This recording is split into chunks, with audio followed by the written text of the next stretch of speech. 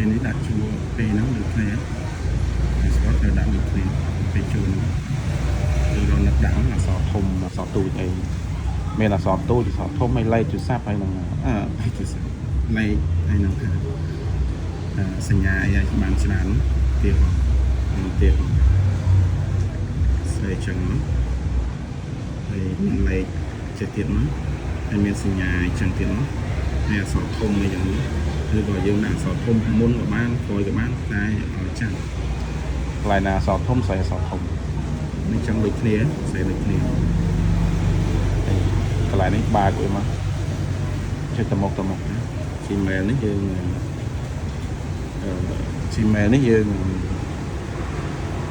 មិន Gmail ចេះតែបង្កើតថ្មីណា Gmail យើងមានស្រាប់មួយព្រោះតែយើងមាន Gmail ស្រាប់មួយទេយើងយកមកបង្កើតអញ្ចឹង Gmail នេះយើងយកមកពីកន្លែងនេះដើម្បីពេលដែលយើងរួចរាល់អស់ហើយផ្ញើសារទៀងទាត់វា